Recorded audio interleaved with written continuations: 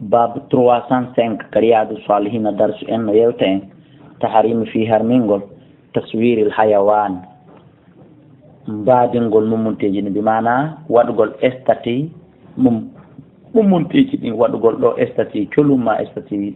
nagge ma estati elephant will e sifa ko yeten e di carrefour ji men lagine e nokkeli go fi basatin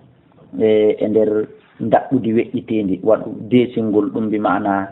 e tapihum ni aw hajarin ma hayre aw sawbin ma cuñci aw dirhamin ma ɗum e piye siru aw mukhaddatin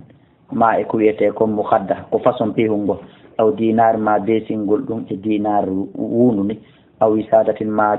desingol ɗum e ngawlu wako yiyeten sonnaɓe hino cukka desina culum ma goɗɗum ngo wa gayri dalika ko hina ɗum wata harimi harmingol ittihadi surati jogitagol photoji ɗin jogitagol estatiji ɗin fi ha'itin waɗugol ɗum e miiru wa saqfin ma e daalwal dow wa satrin e heedode wa amamatin e metelol wa sawbin e cuñci wona hawi ma e ko nandita tay ɗum wal amour e yamirgol bi itlafi suwari helugol munca kala ka goɗɗo yi photo kala ka goɗɗo yi estati an ibnu umar radiallahu anhuma anna rasulullah sallallahu alaihi wasallam qala o maaki inna alladina andeno ɓeeɗo yasma'una huwoɓe golloɓe hadihi sura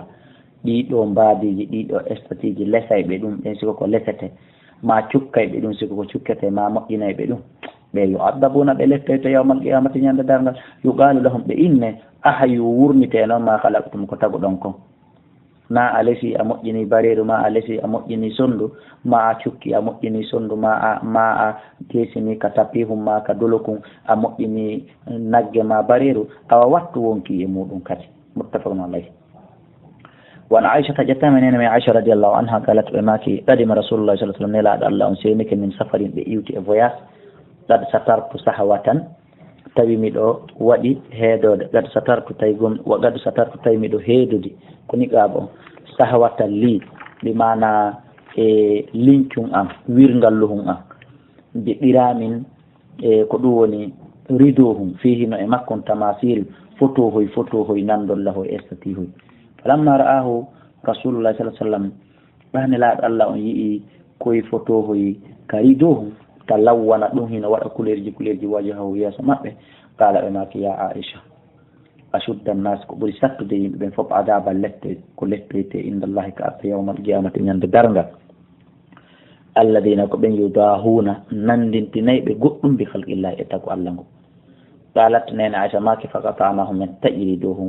فجعلنا من واتي منه إمرد مكم فجعلنا منه من واتكم وسادة قول أو وسادتين ما قوله إليه متفق عليه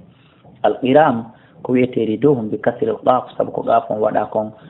بوتشالي هو الستر كلون هيدو دكواتي كدامبوغا والسهوة كويتي سهوة بفتح السين سبق سين ودا بوتشالدو المهملة ترتا دمتوقباك ويل سندادو ويدون الصفة كتشالهم تكون كون وانا بين يدي البيت كيسو سود كيسو دامبوغا بمعنى ريدو كوغوتو وقيل وياما هي الطاقة كويتي كون طاقة أي النافذة كفناتر في الحائط كمير بمعنى كريدوهم فناتر وعن ابن عباس رضي الله عنهما قال يسميت من رسول الله صلى الله عليه وسلم يقول ماك كل مصور كلا ديس نو في النار كييت ونويت يجعل له ودا نويتم بكل سورة كلا فوتوجي كلا استاتيجي دي مؤمن صورها دي ومبادني كادونا وإني يوضع نفس وونكي يمودون فيعذبه ولتريد في جهنم كان بيت جهنم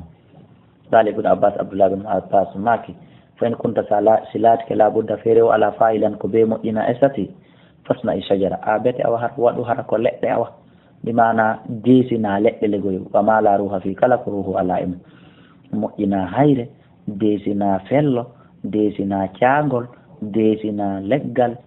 kala ko tata wonki ala on tay ko be an lesa goɗɗum desina ma ko be cukka photo hoy ka darama ka pilo a waɗ bete ko wonki ala kon muttafaqun alay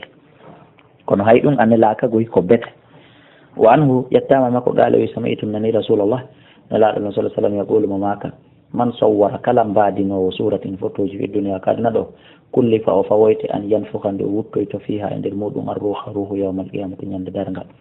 tawale walaysa binafiqin فونالي واو وتدلو قرأبري كون كولة تتيلو متفق عليه.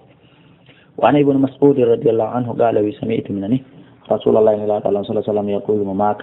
إن أشد الناس عندي كبري ستدين من فوق عذاب لت يوم القيامة عند دارنغال المصورون قديسين بأستتيبه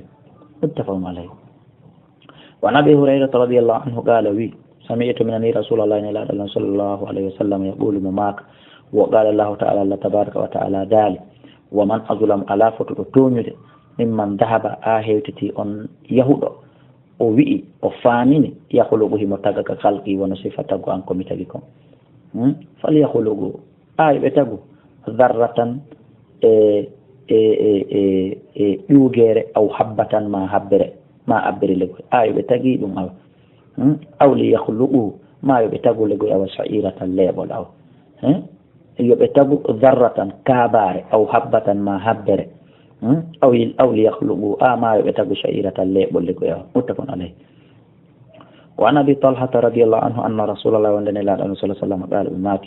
لا تدخل الملائكة وملائكة ناتا بيتا يسود فيه دون إندرم كلب برير ولا صورة ونا استتي متفق عليه. يوم كشوتي جلياتا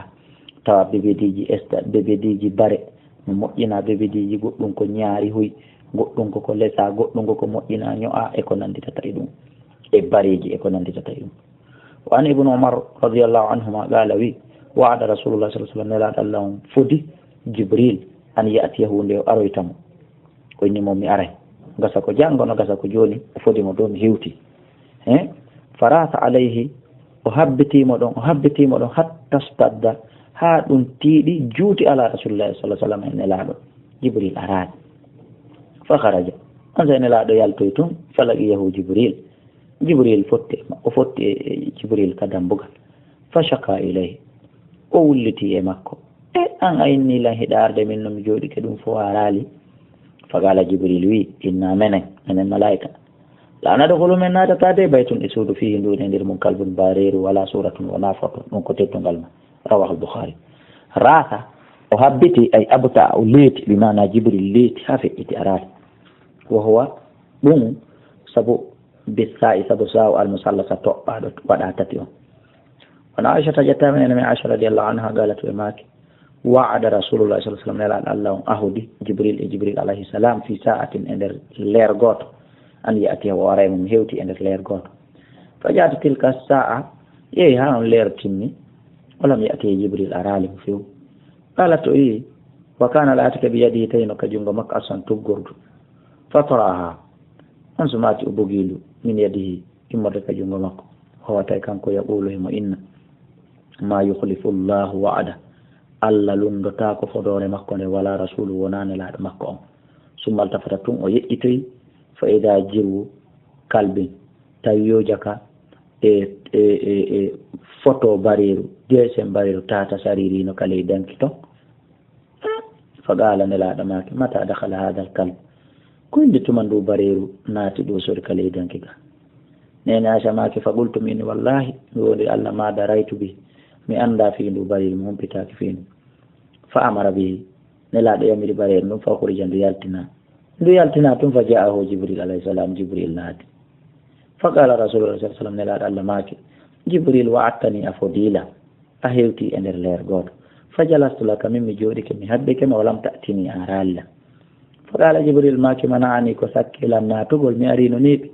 القلب كبرير الذي دون كان وند في بيتك كندر سودما وإنا من الملائكة لا ندخل من نارتها بيتا يسود فيه دون اندر من قلب برير ولا صورة ولا فوتو فامدو رواه مسلم داريتا ناجي مسيب جلبه dare ko ɗum heewi e galleeli julɓe hannde tawi kadi hiɓe konti ɗum ko jeeya ɗum e pinal ayiyay photoji no werta e jimbal ngal fof e salon o fof potiru nebban e parfum e fleur hum kala ko yiiɗa ko desen jiwo ma ko desen suka ko photo woni ko waɗa e muɗum e ko nanditata e ɗum yo Allah yaafoy o hisinayi wa an abil hayyaji hayyana bun husayb qala li wi anilan aliyu bun abi talib radiyallahu anhu ala ab'atuka accatami immine ala ma ba'athani alayhi e dow ko immini lankon e hoore mo rasulullah sallallahu alaihi wasallam e mana accatami nele e ko nelaɗo neli lankon o wi o wi awane langal o ya yaltu yaha alla tada suratan wona ya accu kala photo mo yuɗa illa tamasta sona a montay mo ngasa mo ha o iwa bonna mo ha bona photo few wala qaburan mushrifan wona qabru waɗaɗo towna tawata illa sawwayta sona a muncay mo nokka leydi ndin itta leydi ndin asandi ha feppodira e leydi ndin rawahu muslim ko andi ngol en qabru mahetake hibbetake leydi ndin towne toɗena sakko mahe sakko na karole sakko na ñappe sakko na ampul waɗe e battin yil wallahu a'ala wa a'lamu.